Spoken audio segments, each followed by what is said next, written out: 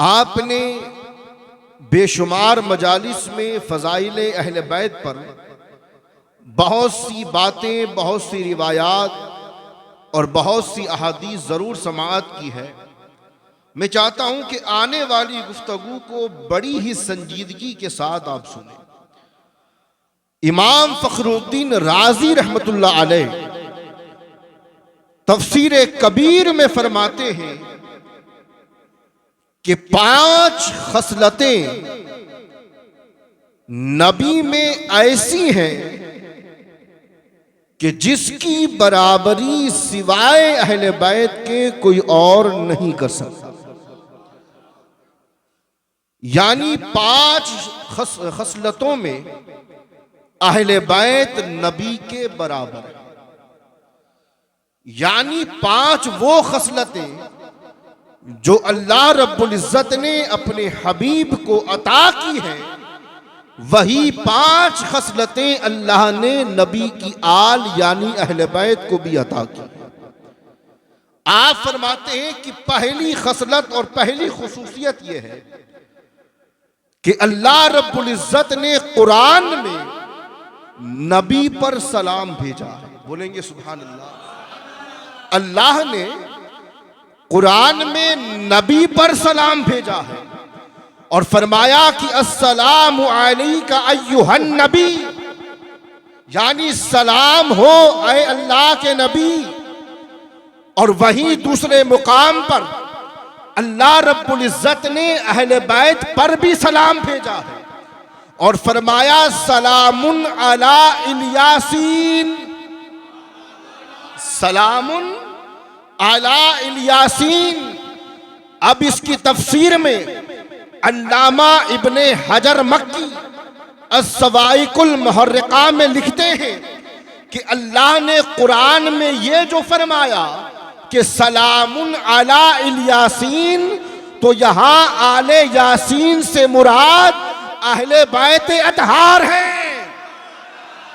तो जब जब नबी पर सलाम भेजा जाएगा तब तब नबी की आल पर भी सलाम भेजा जाएगा। और मैंने एक रिवायत पढ़ी थी ना, मैं आज पढ़ना नहीं चाहूंगा चूंकि वक्त बहुत कम है। नबी ने फरमाया कि मुझ पर और मेरी आल पर सलाम वही नहीं भेजेगा जो हरामी होगा, यानी जो हलाली होगा वो जब जब नबी पर सलाम भेजेगा तब तब नबी की आल पर भी सलाम भेजेगा। तो आल पर सलाम वही नहीं पढ़ते जो हरामी होते हैं। तो अल्लाह रब्बुल इज़्ज़त ने ये 5 खसलतें जो अता की हैं अहले बैत अतहार को, ये वही 5 खसलतें हैं जो अल्लाह रब्बुल इज़्ज़त ने अपने हबीब को अता फरमाई। अब दूसरी खसलत के बारे में, लेकिन उससे कब्ल यहां एक बात जो मैंने कोड की थी, मैं चाहता हूं कि आपकी खिदमत में नजर कर दूं। सलाम की बात चल रही थी कि सलाम जब भी नबी पर भेजा जाएगा, नबी की आल पर भी भेजा जाएगा। लेकिन आज के दौर में अगर आप देखें कि कोई खतीब अगर दौराने तकरीर ये कह दे कि सैयदा फातिमा सलामुल्लाह अलैहा, इमाम हसन अलैहिस्सलाम या इमाम हुसैन अलैहिस्सलाम, तो फौरन गिरेबान पकड़ कर कहा जाता है हजरत ये अलैहिस्सलाम सिर्फ अंबिया और फरिश्तों के साथ है। मैं कहूंगा नादान उर्दू में कहने को जायज समझता है और अरबी में कहा जाए तो कहता है कि अंबिया के साथ है। तो वो कहेगा हजरत समझाना ही, तो मैं कहूंगा समझाता चलूं हजरतों के हजरत, बड़े हजरत यानी आला हजरत, जो उर्दू में सलाम यूं भेज रहे हैं कि फरमा रहे हैं सैयदा साजिदा तैयबा ताहिरा जाने अहमद की राह पे लाखों सलाम। तो उर्दू में भेजा तो एतराज नहीं, अरबी में भेज दिया तो अंबिया के साथ खास हो गया। एक और मकाम पर इमाम फरमाते हैं कि शेर शमशीर जन शाह खैबर शिकन परतवे दस्ते कुदरत पे लाखों सलाम, उनके असहाब इतरत पे बेहद दुरूद, अहले बैते नबूवत पे लाखों सलाम। और एक मकाम पर तो आला हजरत ने कहा, शाह की सारी उम्मत पे लाखों सलाम।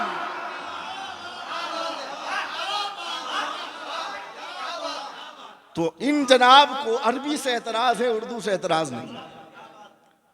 तो थोड़ा इल्म से दोस्ती कर ली, समझने में आसानी हो जाएगी।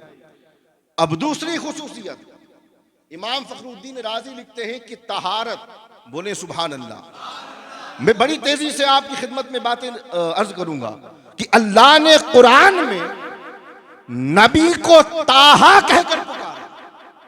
बोलेंगे सुभान अल्लाह। नबी को क्या कहकर पुकारा? ताहा कहकर, यानी आए ताहिर। ये अल्लाह के रसूल के अस्मा में से एक इस्म है, नाम है। और मैं अपनी मर्जी से नहीं कह रहा, मुफस्सिरीन ने किताब में लिखा, जिसको डिटेल में बयान करना मेरे बस में नहीं, चूंकि वक्त कम है।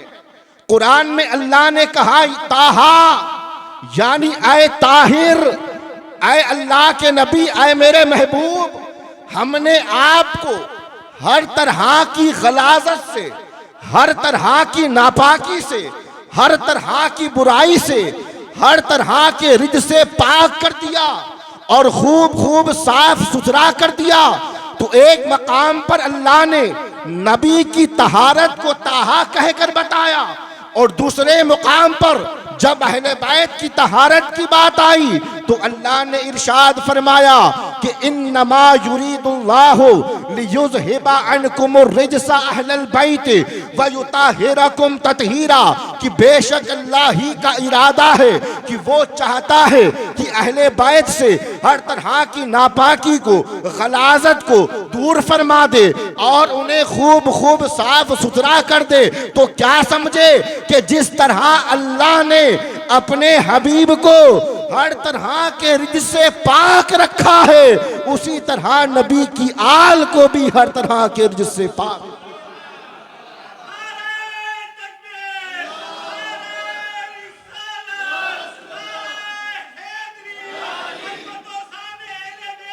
तो एक सलाम और दूसरी खुसूसियत क्या है? तहारत। तीसरी खुसूसियत के बारे में इमाम फखरुद्दीन राजी तफसीर कबीर में लिखते हैं कि हुर्मते सदका, यानी अल्लाह ने नबी पर सदका हराम करार दिया, क्योंकि माल का मैल है। और अल्लाह के रसूल सल्लल्लाहु अलैहि वसल्लम की हदीस भी है कि फरमाते हैं कि चूंकि सदका माल का मैल है, इसलिए मैंने अपनी आल पर सदके को हराम करार दिया है। तो ज्यादा लंबी बात न करते हुए आप सिर्फ इतना समझे कि जिस तरह अल्लाह ने नबी पर सदका हराम करार दिया है, उसी तरह नबी की आल पर भी सदका करार। तो तीन खुसूसियत हुई। चौथी खुसूसियत के बारे में इमाम फखरुद्दीन राजी लिखते हैं कि मोहब्बत और मवद्दत, यानी अल्लाह ने मोमिनों पर अपने हबीब की मोहब्बत को फर्ज करार दिया और फरमाया कि कुल इन कुंतुम तुहिब्बूनल्लाह फत्तबिऊनी युहिब्बुकुमुल्लाह, कि ऐ महबूब आप फरमा दीजिए कि अगर तुम अल्लाह से मोहब्बत करते हो तो मेरी इत्तिबा करो। यानी जब तक बंदा अल्लाह के रसूल की इत्तिबा नहीं करेगा, तब तक अल्लाह की मोहब्बत और उसकी रजा हासिल नहीं कर सकेगा। अरे अब तो बोलो सुभान अल्लाह। कुल इन कुंतुम तुहिब्बूनल्लाह फत्तबिऊनी युहिब्बुकुमुल्लाह, अल्लाह फरमाता है महबूब आप फरमा दीजिए इनसे कि अगर तुम अल्लाह से मोहब्बत करते हो तो मेरी इत्तिबा करो, अल्लाह तुमसे मोहब्बत करने लगेगा। तो इस आयत करीमा में अल्लाह ने अपने हबीब की मोहब्बत को मुसलमानों पर, मोमिनों पर फर्ज करार दिया। और जब आले नबी की मोहब्बत और मवद्दत की बात आई तो दूसरे मकाम पर फरमाया कि कुल ला असअलुकुम अलैहि अजरन इल्लल मवद्दता फिल कुर्बा, आए महबूब इनसे कह दीजिए कि अजरे रिसालत के बदले में मुझे कुछ नहीं चाहिए, अगर हाथ देना ही चाहते हो तो मेरी आल से मोहब्बत। तो चौथी चीज मोहब्बत और मवद्दत, जिस तरह नबी की मोहब्बत हम पर फर्ज है, उसी तरह आले नबी की मोहब्बत भी हम पर फर्ज है।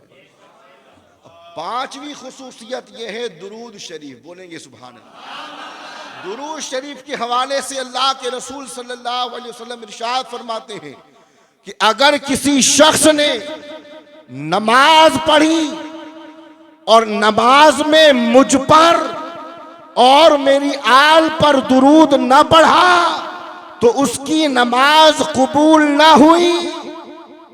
यानी नमाज अल्लाह की बारगाह में तभी कबूल और मकबूल होगी जब बंदा नमाज में नबी और नबी की आल पर दुरूद पढ़े। अब इसे थोड़ा सा खुल के बयान करूंगा कि सहाबा किराम रिज़वानुल्लाहि ताला अलैहिम अजमईन सलाम तो अल्लाह के रसूल पर पढ़ते ही थे, लेकिन जब दुरूद का हुक्म आया तो सहाबा बारगाह रिसालत में आए और आने के बाद अर्ज़ करते हैं या रसूल अल्लाह, सलाम पढ़ना तो हम जानते हैं, अब ये बता दीजिए कि दुरूद कैसे पढ़ें। तो अल्लाह के रसूल सल्लल्लाहु अलैहि वसल्लम ने इरशाद फरमाया कि ला तुसल्लु अलैया स्वलातल बतरा, कि आए मेरे सहाबा तुम मुझ पर दुम कटा दुरूद न पढ़ो, यानी अधूरा दुरूद न पढ़ो। सहाबा इकराम ने अर्ज़ किया कि या रसूल अल्लाह, ये अधूरा दुरूद क्या होता है? तो नबी करीम सल्लल्लाहु अलैहि वसल्लम ने इरशाद फरमाया कि अधूरा दुरूद ये है कि तुम मुझ पर तो दुरूद पढ़ो मगर मेरी आल को छोड़ दो। फिर अर्ज करते हैं या रसूल अल्लाह, आप बताइए कि मुकम्मल दुरूद क्या है? तो नबी ने पढ़कर बताया, फरमाते हैं कि जब तुम दुरूद पढ़ो तो कहो अल्लाहुम्मा सल्ली अला मुहम्मद व अला आले मुहम्मद। यानी जब भी दुरूद पढ़ा जाएगा नबी पर भी पढ़ा जाएगा और नबी की आल पर भी पढ़ा जाएगा। तो ये पांच खुसूसियात और ये पांच खसलतें ऐसी हैं जो नबी के साथ खास हैं, मगर अल्लाह ने यही खुसूसियत अहले बैत अतहार को भी अता फरमाई।